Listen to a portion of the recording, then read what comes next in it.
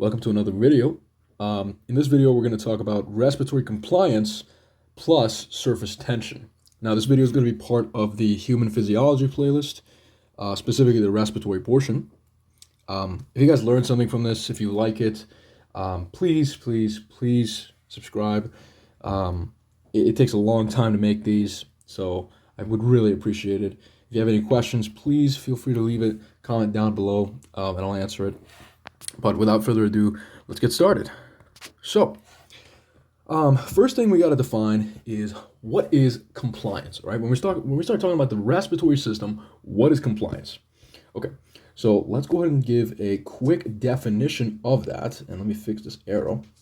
So, compliance can easily be defined as how much effort it's taking me to actually inflate the lung. So how much effort required to inflate lung, okay? Now, this effort can vary, and we'll get into some scenarios. But what is actually affecting compliance? So we know that compliance is the effort required to inflate the lung, okay? But what is actually affecting it? Well, there's two main things that are affecting it. So two main things.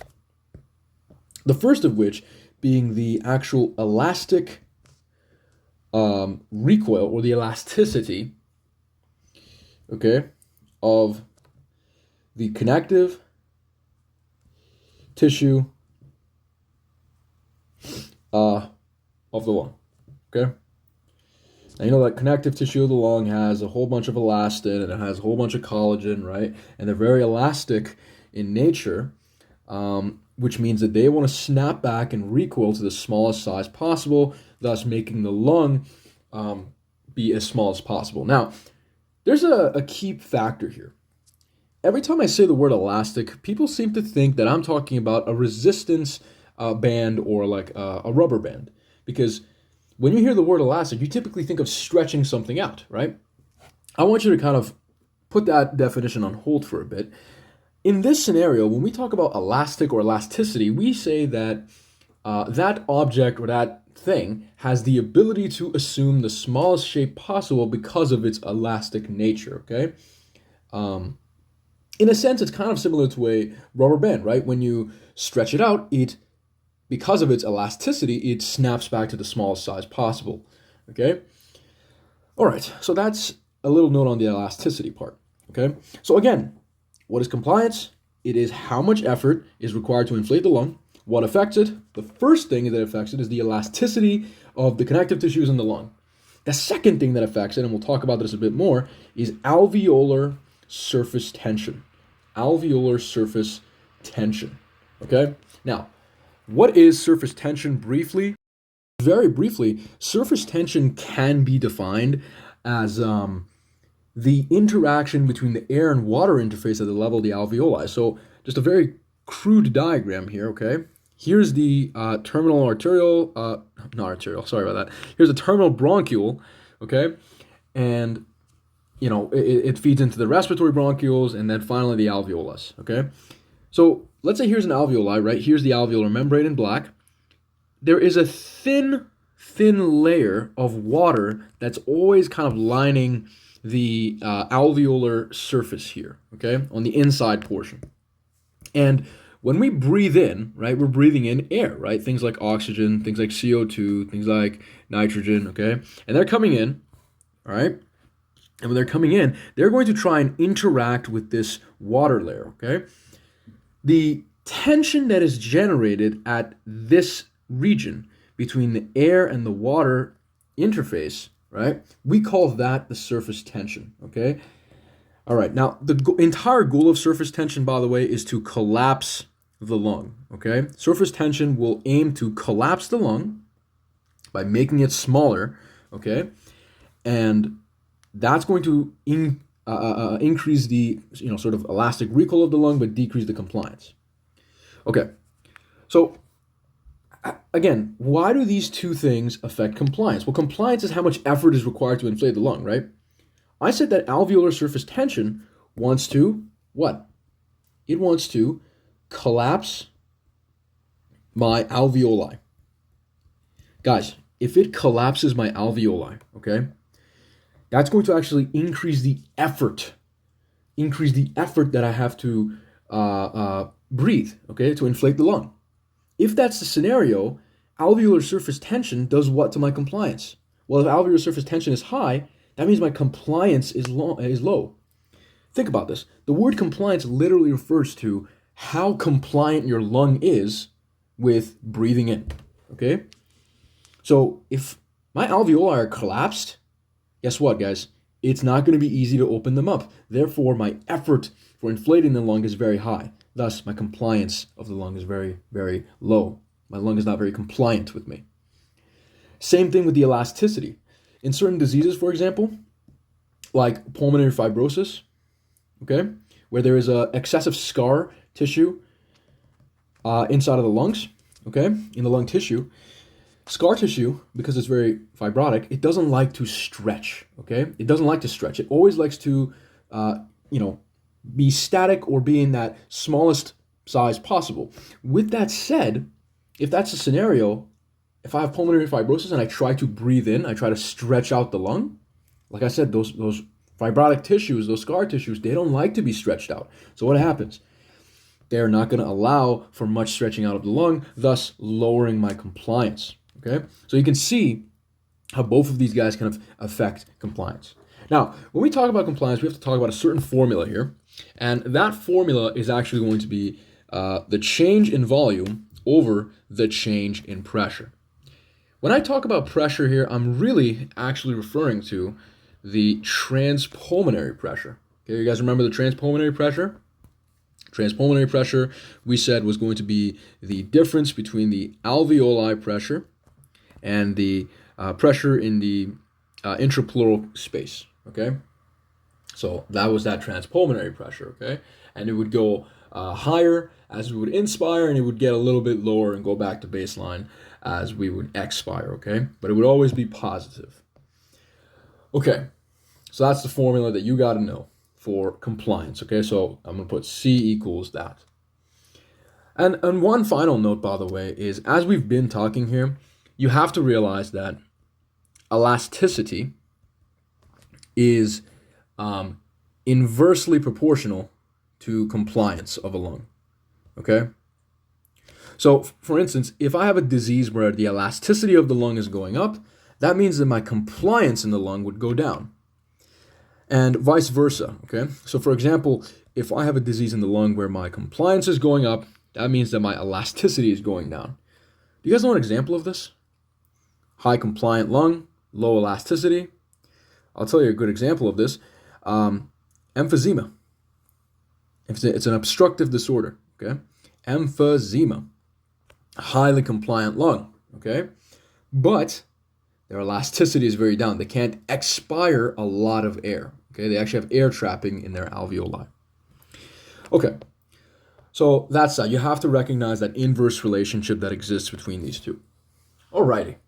Now, let's take a quick look at these pressure volume compliance curves, okay? And you notice that these compliance curves have a sigmoidal shape to them, okay? So just because pressure increases doesn't mean that the lung volume is going to increase directly as well, okay? Compliance of the lung is very sigmoidal in nature here, okay? So, at the bottom I obviously have all of these to look at, all three in one, but I'm going to take a look at them individually. So first, let's start off with a normal lung, okay? And I've depicted that by a normal looking alveoli, okay? So right here in normal. Where do you guys think we breathe on this curve? Well, if you're saying that we breathe somewhere around here, okay, you would be correct. You would be absolutely correct, okay? So we breathe here, okay? And this is, where your normal tidal volume, inspiration and expiration would be, and you would always, after expiration of your tidal volume, you would always come back to a location known as the functional residual capacity, okay? So you start there and you end there, okay? So remember that, that's pretty important. And when we look at the lung volumes in the next video, we'll talk about that some more. So that's what I want you to know about this portion of the graph. I want you to notice another couple things here. What do you notice about these two parts of the graph? Well, if you take a look here, the lung at either end of this portion is going to be very hard to inflate. Very hard to inflate at either end of this sigmoidal curve. Okay? Sigmoidal just means that it's S-shaped, by the way. So hard to inflate. Okay? And so this tells us something. Again, if I refer back to lung volumes and lung capacities, at the top of your breath, right? So near your total lung capacity, it's very hard to inflate the lung. And near your residual volume, it's very hard to inflate the lung. Okay? So residual volume, by the way, is the amount of air that's required to remain in the lungs after a maximal expiration so that your alveoli don't collapse, okay? And so once we do a maximal expiration, right, it is very hard to inflate the lung again near this area, but it's also very hard to inflate the lung again at the TLC. And you can actually try this yourself. Just take a big, deep breath in right now, okay, and breathe all the way in till you can't anymore. And just try to inspire there, okay? You're going to see that it's very hard to inflate the lung very much more, okay? All right. So that's that, okay? Now, I want you to take a look at something real quick, okay? Let's use that formula that we talked about. So we have pressure here at 6 centimeters of water, and we have, lung volume at, I don't know, let's just take an easy example here, and let's say our lung volume is about 5, okay? It's not 5, but let's say it's at 5, okay? So if that's the case, and we use that compliance formula, we say that the change in volume over the change in pressure equals to our compliance. So we had 5 liters over 6 centimeters of water, right? That was our pressure. So what are we going to get? We're going to get somewhere around 0.83. And remember your units. It's going to be liters per centimeter of water, okay? So that's going to be the compliance of the lung at this specific point here, okay? Now, let's look at this in diseased states. So firstly, let's look at emphysema, which, by the way, is a obstructive pulmonary disease, okay? Obstructive. Now, in the case of an obstructive disease or emphysema, okay, these guys have an extremely compliant lung, okay? It's actually very easy to inflate the lung. So last time around, we denoted our pressure as 6, okay? And for a 6 centimeters of water pressure, we were able to produce 5 liters of lung volume, okay? Give or take. Now, in this scenario, 6 centimeters of water gave us about 6 liters. So for the same given pressure, I actually generated more volume. What does that tell you? That tells me that my compliance is very high. Now, again, if you apply the math here, compliance equals to the change in volume over the change in transpulmonary pressure. We're going to get 6 liters divided by 6 centimeters of water, and that gives me 1 centimeters of water, okay? So which one's higher, 1 or 0.83? Well, guys, if you're saying 1, pat yourself on the back. 1 centimeter, actually, again, my units, 1 liters per centimeter of water, which is our compliance, is actually higher than 0.83, which means that people with obstructive lung disease actually have a more compliant lung. Okay, well, we talked about that before. All right, that's great. Again, I'm just using these graphs to kind of demonstrate this point to you, okay? But you can see again, this emphysematous lung over here, okay? Now, and we'll talk about emphysema a little bit later, but it's basically just the loss of elastic tissue at the level of the alveoli. There's many reasons, but mainly emphysema, chronic bronchitis. It's really just due to tobacco smoke. And these guys kind of activate, immune cells, for example, your neutrophils, and, they start secreting a lot of elastases, which basically break down the elastic tissue and break down alveolar walls and, very decrease the surface area over here, okay? So gas exchange is compromised, there's air trapping, all that stuff, okay? I'm not going to get too into it. Anyways, then we have another disease. So we have pneumonia in this case. And by the way, pneumonia is a restrictive disease, restrictive disease. And if you guys don't know, pneumonia is basically going a whole bunch of fluid or pus accumulation within the alveoli, which actually limits the lungs' ability to expand fully. Okay, and so you can see that pus or fluid accumulation here. Okay, but it's a restrictive disease. Now, if it's a restrictive disease, what is its compliance going to be? Well, let's look at the compliance curve. So, same pressure that we said, 6 centimeters of water. For that same pressure, I generate about, 1.8 liters? Okay, so let's take a look at that compliance curve. So, compliance equals to 1.8 over, and again, this is liters, over 6 centimeters of water. What does that give me, guys? That gives me 0.3 liters per centimeters of water. This is insane. Look at how low the compliance is in an alveoli with pneumonia as compared to a normal or a emphysematous alveoli, okay? At the same given pressure, by the way, same given pressure.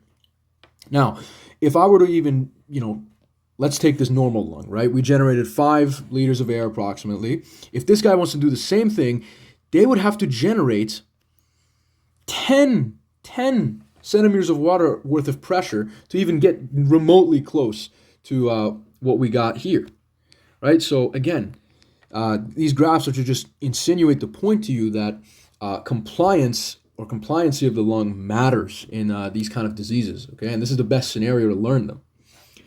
Now, coincidentally, if the compliance of these guys is low, their elasticity would be very high, okay? So these guys would actually have a very high elasticity, right? Because their lungs don't want to expand and they want to stay in the smallest size possible. And we, define that over here. And same thing with these guys. So these guys would actually have a low elasticity because they have such a high compliance, okay? All right. Now, here is all 3 of them put together to show you that vast difference, okay? So here's this normal guy, here's the restrictive lung disease, and here's the obstructive lung disease. Okay, so we gave the example of emphysema here. For example, this could have been chronic bronchitis. This also is pneumonia. This also could have been pulmonary fibrosis, like we talked about up here. Okay, and so again, you can see when I say what affects compliance, we said the elasticity. Okay, and obviously in this scenario, elasticity is high, and elasticity in this scenario is low, so compliance would be high. Now, next slide, all right, we're going to start talking about alveolar surface tension, which I described to you as the interaction between the air and water interface at the level of the alveoli, okay? So let's go ahead and do that. Okay? So we're going to take 2 scenarios here. But actually, before I describe the scenarios to you, I have to explain something else. What is surfactant? So I got 2 scenarios here, one with surfactant and one without surfactant. And that's really just for you to actually learn something here. So what I mean without surfactant, okay? What is surfactant? What is surfactant? Now, in the level of the alveoli, we have different cells. Okay, so let's take this alveoli right here. Let's take this alveoli and let's zoom in on it for 1 second. Let's say this black portion is going to be the alveolar membrane, and this is the kind of cells that we actually have. Okay, so we have one kind of cell like this, and we have another kind of cell that looks something like this. One of them is actually a type 1 alveolar cell, okay? It's very, thin, right? And this guy is the one that is responsible for that gas exchange, okay? That gas exchange. Now, the other kind is actually a type 2 cell. And this type 2 cell, guys, he secretes something known as surfactant, okay? Surfactant, which is, by the way, a lipid protein complex. If you guys are very curious, there's actually more lipids than there is protein. It's like 90% lipids and 10% proteins, okay? But it's a lipid protein complex that these type 2 alveolar cells secrete, okay? And that's called surfactant. Okay, so that's a little about surfactant there. Now, what is the goal of surfactant? So let's type this out here. So it's from type 2 cells. It is lipid plus protein. But what is its goal? What does surfactant try to do? Surfactant is going to try and decrease the surface tension in the alveoli. Why does it want to do that? Remember I told you at the start of this video that if you have alveolar surface tension, and if it's very high, it's going to try and collapse your alveoli. Well, surfactant actually doesn't want your alveoli to collapse, and neither do you, by the way. You don't want your alveoli to collapse. If they collapse, that's not good, okay? It's very hard to inflate them again. So you don't want that. In that scenario, what do? You start secreting surfactant, which lowers the surface tension there. And we'll talk about this a bit more. But surfactant has also another function. It aims to actually equalize the pressures, okay, between alveoli of different sizes. And you're probably like, what the hell is this guy talking about? Well, I'll get to this in a second, okay? But I just want to introduce you to the concept of what surfactant does, right? So firstly, it decreases the surface tension, and secondly, it aims to equalize pressures between alveoli of different sizes, okay? Awesome. Now, whenever we start talking about surface tension, this guy named Laplace comes up, okay? And Laplace, or Laplace, whatever you want to call him, okay? He had a law, right? And Laplace's law states that pressure equals to, and I'll do it like this, pressure equals to 2 times T over R. Okay, what are all of these variables? So T stands for surface tension, okay? T stands for surface tension. R stands for radius, specifically alveolar radius. And P actually stands for a pressure, but we're going to call this a collapsing pressure. Okay, collapsing pressure. This is the pressure that's going to try and collapse the alveoli. All right, so that's that. Okay, now that you know the different components of the Laplace's law, let's talk about it. Okay, so Laplace's law basically says that the collapsing pressure is equal to 2 times the surface tension divided by the alveolar radius. We can draw relationships out of this. So with this, we can actually say that surface tension, okay, is actually directly proportional to the collapsing pressure. If my surface tension goes up, my collapsing pressure goes up. What about radius? If my radius goes up, guys, there's an inverse relationship between that and my collapsing pressure. My collapsing pressure goes down. Okay, same thing here. If my radius goes down, my collapsing pressure goes up. Why does this relationship matter to me? Why does it matter that these guys are inversely proportional and all that? Well, it matters because within my lung, guys, I have different size alveoli. So take this scenario, for instance, okay? In this scenario, we have no surfactant. No surfactant, so we're not going to change anything about the tension or equalize pressures. And we have two alveoli. We have alveoli A and we have alveoli B. Alveoli A is very small. Alveoli B is big, okay? Don't worry about this pink arrow for now. Now, just to get you oriented, in black is the actual alveolar membrane or tissue, okay? So alveolar tissue. And in blue there is going to be that water layer, okay? Remember I told you there's the water layer that kind of coats that membrane there? So this is the water layer, okay? Now,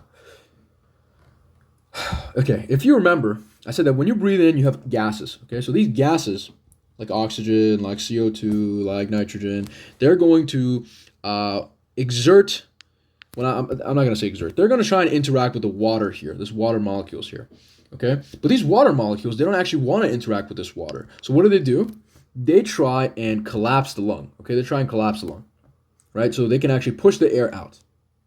Now, I'll briefly explain how surface tension actually comes about at the end of the video. So if you're interested, you can, skip ahead and watch that and then come back here, okay? But basically, the actual surface tension is going to try and collapse the lungs, okay? Now, let's make an assumption here. Let's make an assumption.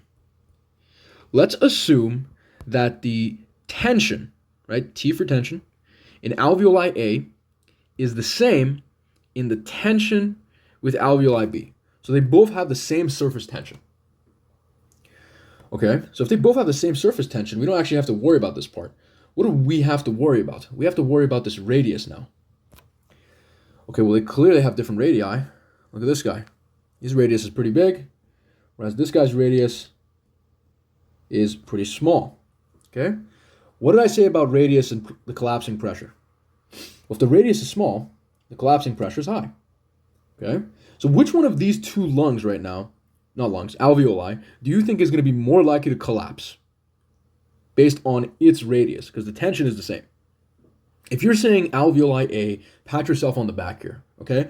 So the collapsing pressure in alveoli A is actually higher than the collapsing pressure in alveoli B. And that's due to the radius. Due to the radius. So here's a key concept, guys. Within your lungs, smaller alveoli, and I'm going to erase that, smaller alveoli are going to have a higher likelihood of collapsing. Okay, they have a higher likelihood of collapsing. And again, we don't want a collapsed alveoli. What about this guy? What about this dude? Well, he's also prone to collapsing, but less likely to collapse as compared to the large alveoli, hence the fewer arrows, okay, as opposed to this guy. Now, if that's the scenario, guys, here's what's going to happen. This guy, this alveoli, it's going to collapse. It's going to collapse completely, okay? And what it's going to do after it collapses is going to, boom, push that air out. And where's that air going to go? It's going to go to this area. It's going to go to this area. Why is it going to go to this area? Well, one, because this alveolus is open, and two, things like to go down the pressure gradient, right? So if the pressure is high here, right, as we said it would be, and the pressure is lower in here, things will go from high pressure to low pressure. Okay, awesome.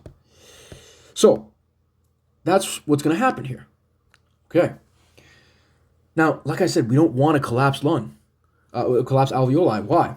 Because imagine, guys, you know there's blood, right? There's blood vessels actually lining these, and gas exchange occurs between the blood and the alveoli. If this alveolus is collapsed, it's useless to us. It's literally useless to us. Why is it useless? Because we can no longer use it to go through gas exchange, okay? And we don't want that. We want as much alveoli to go through gas exchange with, okay? So in this scenario, we actually don't want our alveoli to collapse, okay? And we never do, actually. So what do we do about it? How do we equalize the pressure over here so there's no discrepancy between these two? How do I make sure that this alveoli, because of its small radius, doesn't collapse? I'll tell you how. This is where surfactant comes in. Surfactant starts playing around with surface tension, okay? And it's going to try to, by playing around with the surface tension, it's going to try to equalize the pressures. Okay, so before I get here, let's go through a quick little math example, okay? So we have alveoli A here, right? And we said 2 times T over R. So let's just say that the radius here was 2, okay? And, we'll just say that the tension is 1, right? So if the tension is 1 and the radius is 2, right? 2 times 1 is 2 divided by 2. Well, the pressure in alveoli A is going to be 1, okay? Let's check out the pressure in alveoli B. So the pressure in alveoli B, remember at the start of the question, we said that we're going to assume that they have an equal tension. So if that's the case, we'll keep it as 1. Well, we'll call this radius 4 because it's a larger alveoli. Okay, if that's the case, I'm going to get 0.5, okay, right? Because 2 divided by 4, 0.5. Now, okay, this is interesting. 1 is greater than 5. That's the exact same thing we said over here, right? We said that the pressure in alveoli A is going to be greater than pressure in alveoli B, okay? And now we just proved that to you mathematically. Okay, so now let's look at a scenario where surfactant is possible, or being secreted. So remember, surfactant secreted by the type 2 alveolar cells, and it's a lipid protein complex. And at the end of the video, I'll tell you guys briefly how it works. So if you're curious about it, you can go and skip to that area. Okay.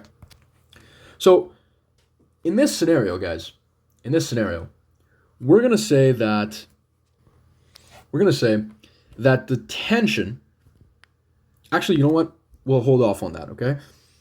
Do you guys remember what the problem here was? The problem here was that this alveoli is too small, and the smaller the alveoli, right, the larger its collapsing pressure. That's just because of Laplace's law, right? The smaller the alveoli, the larger its collapsing pressure. So how do we keep that alveoli from collapsing? So we start secreting surfactant.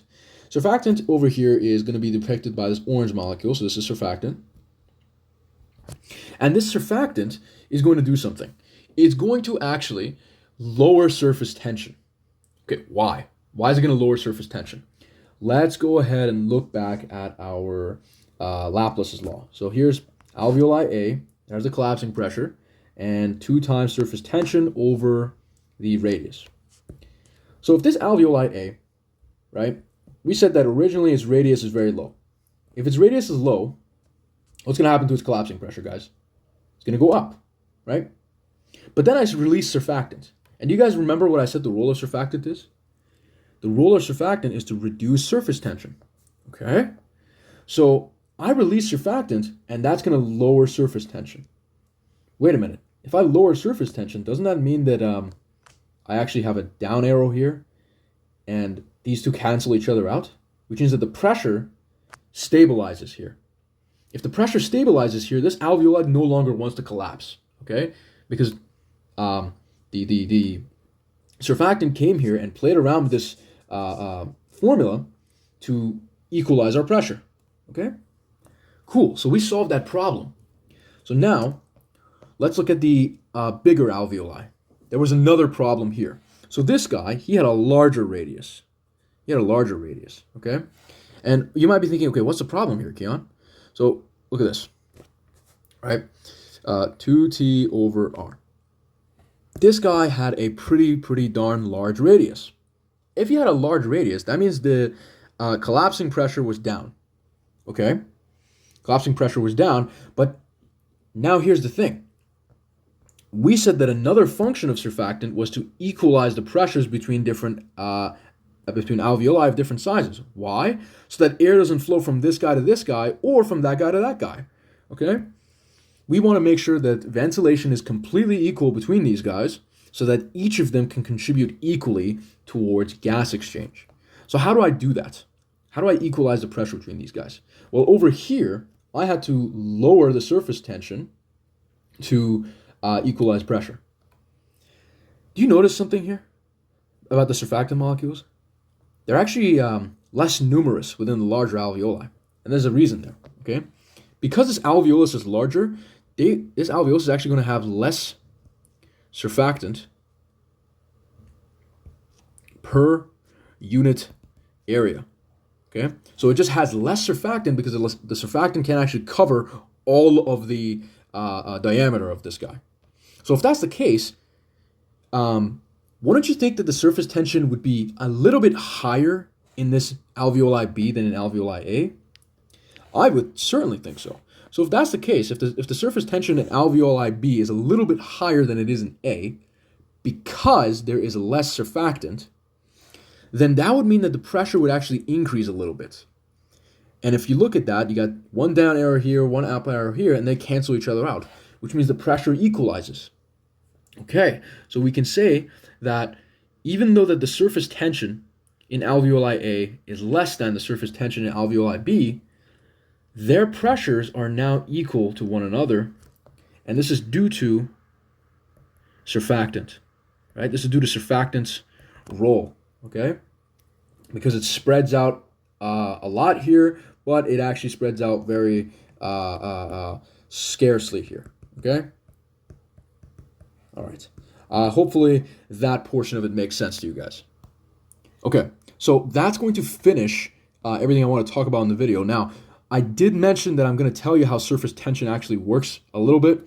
So if you're interested, stick around right now and I'll tell you, okay? So very briefly, if I zoom in here, okay, if I zoom in over here, I'm going to notice something, okay? Here is the alveolar membrane, right? And here is that water layer, okay? So water, boom. And I'm just going to keep drawing this.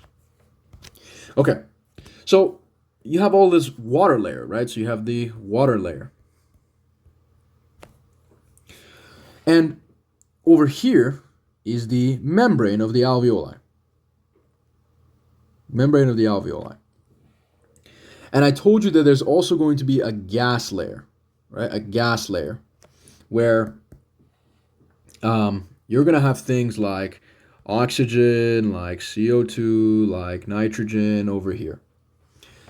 So briefly, very briefly, the water molecules down here at this level, they can interact with the water molecule on their right. They can interact with the water molecule on their left, in the bottom, and above them. Okay? And this goes for all of these other water molecules. Okay? Now, the interaction between water molecules is very, very strong. Okay? They're very cohesive here. Okay? They're just, hydrogen bonding together, and they would love to stay as close as they can together. Okay? But what do you notice at the top here? At the top level, this water molecule can interact with something on its right, on its left, on its bottom, but nothing at the top. It actually does not want to interact with this gas layer. Okay? It does not. So you know what ends up happening? Because there's a force here and there's a force here, these guys kind of cancel each other out, and the net force is pointing downward. So imagine this exact same thing happening all across that surface layer of the water. That surface. Okay? Because that happens, these guys are going to start pushing down. They're going to start pushing downwards. Okay? And because they're doing that, they're creating a sort of tension. Okay? They're going to create a surface tension. That surface tension, okay, is going to start pulling on the alveolar membrane, okay? And it's going to try to collapse it inwards. Okay? Once it collapses inwards, here's what's going to happen. It's going to collapse the entirety of the alveoli and make it push these gases outside to the adjacent alveoli. And we already talked about that, okay? So that's how that surface tension is actually being generated. Now, how does surfactant play a role here? How does surfactant actually help us here? So I'll tell you how it helps us. So I'll draw surfactant in this orangish molecule. Okay, again, this is for people who are more interested to know how this works. Surfactant, right? Remember, it has this little region here, and it has this little tail. Surfactant is a lipid protein complex. Okay, so it's going to disperse all around that water layer, like as we saw in the drawing. So here it is, boom, boom, boom. Here it is, boom, boom, boom. Okay, surfactant actually has this little tail region that is hydrophobic. You guys know about phobias, right? So hydro is water, phobic is, afraid. So this region is afraid of water. But this region is actually water loving, right? So it's hydrophilic. So surfactant with this region, this little bulbous portion, is going to be able to bind to these water molecules, okay? So it can actually sit among them, all right? And the hydrophobic region of it, because it's afraid of water, right? It's phobic of water. It doesn't want to be close to the water. So what does it do? It's going to try and pull in an opposite direction. It's going to pull up. Remember what the initial issue was? The initial problem was that these water molecules didn't want to interact with the gas layer. So what did they do? They went even further down to the bottom. But surfactant comes in and says, hey, you know what? I have this hydrophobic region that doesn't want to interact with the water molecules. So it's going to actually pull that water layer actually back up. And if you remember, I said that this pulling down of the water layer was what created that surface tension. And it would increase the surface tension to increase the collapsing pressure. If this surfactant comes and binds to the water molecule, and with its hydrophobic tail here, is going to pull up the water layer back up again. What is that going to do? That's going to decrease the surface tension. And if it decreases the surface tension, it decreases the collapsing pressure. So beautiful, okay? So that's how surfactant is actually working here, okay? All right. Guys, thank you so much for watching. If you like it, if you learned something, please subscribe. That's going to be everything for this video. And I'll see you in the next video, okay?